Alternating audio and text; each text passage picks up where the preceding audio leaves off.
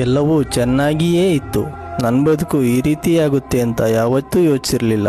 ಕಣ್ಬಿಟ್ಟು ಕೂಡಲೇ ಕಾಫಿ ತಂದು ಕೊಡ್ತಿದ್ದ ಅಮ್ಮ, ಹೊತ್ತಿಗೆ ಸರಿಯಾಗಿ ಮುದ್ದೆ, ಮಧ್ಯಾಹ್ನಕ್ಕೆ ನಿದ್ದೆ, ಹಬ್ಬಕ್ಕೂ ಬಟ್ಟೆ, ಊರೂರಿಗೂ ಜಾತ್ರೆ ಪ್ರವಾಸ. ತಿನ್ನೋದು ಬಿಟ್ಟರೆ ದುರಭ್ಯಾಸ ಅಂತ ಏನಿರಲಿಲ್ಲ. ನಕ್ಕು ನಲಿಯೋಕ್ಕೆ ನೂರಾರು ಸ್ನೇಹಿತರು. ಜೀವನ ಹಿಂಗೆ ಇರುತ್ತೆ ಅನ್ಕೊಂಡು ಓದೋದ್ರ ಕಡೆ ಗಮನ ಕೊಡಲಿಲ್ಲ. ಆದರೆ ಯಾವಾಗ ಚಪ್ಪಲಿ ಸೈಜ್ ದೊಡ್ಡದಾಯ್ತೋ ಮನೆಯವ್ರ ಮೆಟ್ನಲ್ಲಿ ಹೊಡೆದು ಬೆಂಗಳೂರಿಗೆ ಗದ್ಮಿದ್ರು. ಆವತ್ತಿಂದ ಸಿಕ್ಕವರೆಲ್ಲ ಮೆಟ್ನ ಹೊಡೆಯಕ್ಕೆ ಸ್ಟಾರ್ಟ್ ಮಾಡಿದ್ರು. ಫ್ಯಾಕ್ಟ್ರಿಗೆ ಹೋದ್ರೆ ಮ್ಯಾನೇಜರು, ಅವ್ನು ಎರಡೆಟ್ಟು ಹೊಡೆದ್ರು ಬೇಜಾರಾಗಲ್ಲ, ಅವನ ಹತ್ರ ಬೈಸ್ಕೊಳಕ್ಕಾಗಲ್ಲ. ಹೊರಗಡೆ ಬಂದ್ರೆ ಸಾಲ್ಗಾರರು, ಮನೆಗೆ ಹೋದ್ರೆ ಹೆಂಡತಿ, ಪಾರ್ಗೆ ಹೋದ್ರೆ ಫ್ರೆಂಡ್ಸ್ ಜೊತೆ ಕಿರಿಕುಗಳು, ಎದ್ದು ಮನೆಗೆ ಹೋಗಿ ಮಲಗೋಣ ಅಂದ್ರೆ ಹುಷಾರಿಲ್ದಾಗೆ ನಿದ್ದೆ ಬರಲ್ಲ.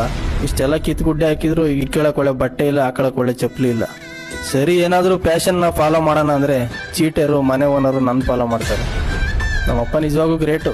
ಇದನ್ನೆಲ್ಲ ನೋಡಿದ್ಮೇಲೆ ನನಗೊಂದು ಅನ್ನಿಸ್ತು, ಊಟದೂರಲ್ಲಿ ಬಾಳಕ್ಕಾಗದೆ ಬೆನ್ನು ತೋರಿಸಿ ಬಂದಿರೋ ರಣ ಹೇಳಿ ನಾನು ಅಂತ.